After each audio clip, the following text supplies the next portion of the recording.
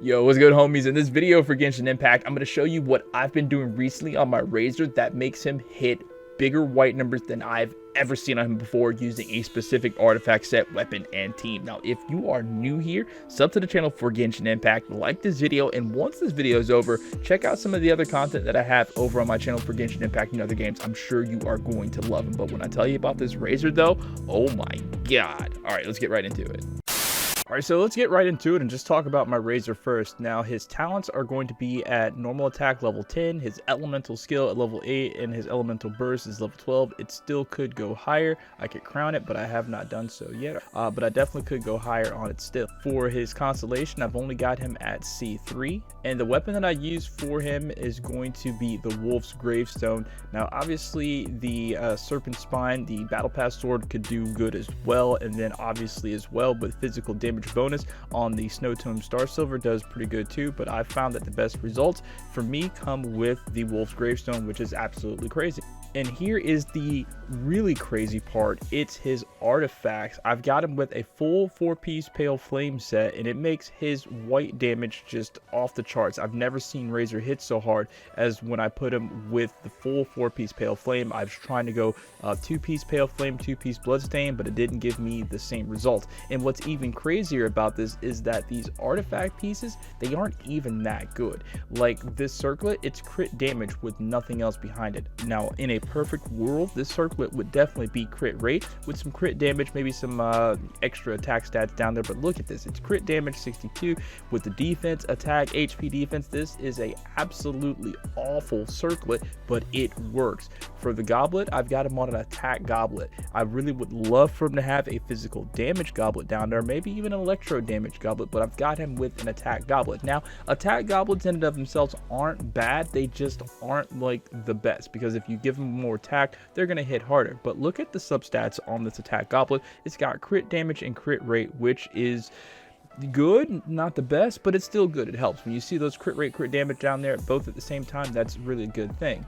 Now for the sands, I got him an attack sands, and look again, we've got crit rate and crit damage. I'm going to be completely honest with you, I'm going to show you his stats in just a moment, but he doesn't have really good crit rate, crit damage like at all. And then we've got this feather from the Pale Flame. It's got crit rate, and that's it. Just a pretty high crit rate, but that's kind of good. But still, I would rather see crit damage there, but it's still a pretty good feather just because of that crit rate. And then the flower, we've got, again, that is a ridiculously good flower for the crit damage, not so good for the crit rate, but those two attack stats definitely help. Now, obviously, with the sands, you're going to want attack. The goblet, you're definitely going to want physical damage. And then with circular, you're going to want crit rate for sure. Those are the things to look out for. But even when I don't have the idea stats for these artifacts, still does like ridiculous damage. Now, I told you I was going to take a look at his stats and his attributes. Let's take a look at those right now. His crit rate right now is at 37.7%, and his crit damage is at a whopping 157.3%. So when he does crit, he's going to hit really hard, right? So I could go ahead and put on the Serpent Spine, which on the outside looks like it would be better for him because he has a higher crit rate. 65.2% still, it might as well be the same thing as, what was it before? It might as well be the same thing at 37.7%. I mean, he's gonna crit, but it's not gonna happen as often. The only time that crit rate is gonna like make a difference is when you see like 70% and higher, in my opinion. You know, that's just me talking though. But still, look at the numbers that he puts up with just these artifacts in just the Wolf's Gravestone with those extra attack. Like right now, his attack is at 2,681. Now with the Pale Flame artifact set, let me read what it says. It says the 2-piece set gives you a physical damage bonus increase by 25%. Now the 4-piece set, now this is where it gets interesting. When an elemental skill hits an opponent, attack is increased by 9% for 7 seconds. This effect stacks up to 2 times and can be triggered once every 0.3 seconds. So that's literally all the time. Once 2 stacks are reached, the 2-set effect is increased by 100%. Yeah, 2 stacks have been reached, 100%. So you hit his elemental skill twice, you are doing ridiculous physical damage. Now when it comes to the team that I run with Razor, it's gone through a couple of changes. Now that I've got Zhongli, I can't imagine a world where I run a team without Zhongli for those shields. So Zhongli is definitely going to be a mainstay on any team just because of his shields. Obviously Bennett also too, because Bennett has the fantastic voyage where he inspires his teammates to hit harder.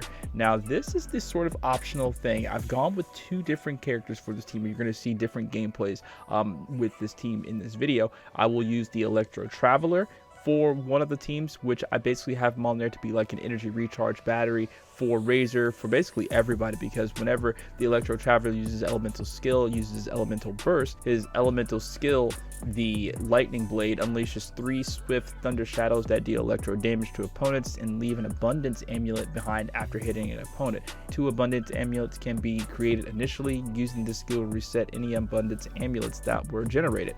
The abundance amulet says when a character is near an abundance amulet, they will absorb it and obtain the following effects: restores elemental energy, increases energy recharge during the abundance amulet's duration. So that's why I had him on that team, so he can provide energy recharge back for Razor, back for Bennett, so they can keep doing their elemental bursts as often as possible. Now the cool thing about Razor is he comes built in with energy recharge if you do it correctly. And then his elemental burst, the Bellowing Thunder, this is a really cool one. You call upon the protection of lightning, knocking nearby opponents back and dealing electro damage. When your active character's normal or charged attack hits an opponent, they will call Falling Thunder forth, dealing electro damage. When Falling Thunder hits opponents, it will regenerate energy for that character. The other character that I had in place of the Electro Traveler was Shinha. Now Shinha is kind of a newer character that came with one of these banners a couple of months ago, and she's absolutely amazing because she has an elemental burst that allows her to do something really cool for Razor, and that elemental burst is Divine Maiden's Deliverance, and it says unleashes the power of the talisman spirit, allowing it to roam free in this plane, dealing AoE cryo damage. The talisman spirit then creates a field that decreases cryo resistance and physical resistance of opponents within it. It also deals periodic cryo damage to opponents in the field. So not only are you getting a elemental reaction with the electro and the cryo, but whoever is caught in her field, their physical resistance is down, allowing Razor to hit them harder with physical damage, resulting in higher white numbers. All right, so not as good on the energy recharge with the Electro Traveler, but you definitely are going to hit higher white numbers. And honestly, I think that both characters are fine on this team. So with Bennett on this team, the weapon we have him with is the Skyward Blade for that energy recharge. The artifacts we have him with is just going to be a full 4-piece Noblest set to give him that extra 20% burst damage. And then whenever he does use that elemental burst, he's going to increase party members' attack by 20% for 12 seconds. So that's also going to contribute to higher white numbers for Razor. For Zhongli, I've got him with the same weapon that I've always keep him with, the Vortex Vanquisher. The artifacts that I have on him is going to be the full 4-piece Tenacity of the Millelith. The 2-piece set increases HP by 20%. Now the 4-piece set on this, it's going to say when an elemental skill hits an opponent, the attack of all nearby party members is increased by 20%, and their shield strength is increased by 30% for 3 seconds. This effect can be triggered once every 0.5 seconds. This effect can still be triggered even when the character who is using the artifact set is not on the field. So that also again contributes to Razor hitting higher than normal white numbers when you use Zhongli in this way with this set. So and I'm going to do that anyway, because how you activate Zhongli's shield is by using his elemental skill. With the Electro Traveler, the weapon I have on him is going to be the Festering Desire for that energy recharge stat, and the artifacts that I have with him is going to be the full 4-piece Emblem of Severed Fate set, the energy recharge set. The 2-piece set bonus has energy recharge of 20%, and the 4-piece set increases elemental burst damage by 25% of energy recharge. A maximum 75% bonus damage can be obtained in this way. Now, I'm not completely sure, but I would like to think that this is how this works, because when you activate Electro Traveler's elemental burst, it triggers for like every character, right? So it says like when the active character is up there and they hit somebody with elemental skill or whatever, they're going to call down that Falling Thunder and it's going to deal damage. So I would like to think that the Emblem Severed Fate set is going to work, increasing damage of his elemental burst even when he's not on the field and those lightning bolts are coming down when Razor is still doing his electro damage thing. And then with Shinhe, I have her banner weapon, the Calamity Queller, on her. The artifact set that I have on her with, it's going to be a 2-piece Shimenawa's Remnants, and then a 2-piece Gladiator Finale. I think I've done a video on her previously. I think this is sort of the best set that I have for her. But, you know, I really just want to use her for her elemental burst, the Divine Maiden's Deliverance, so she can get that physical resistance down there.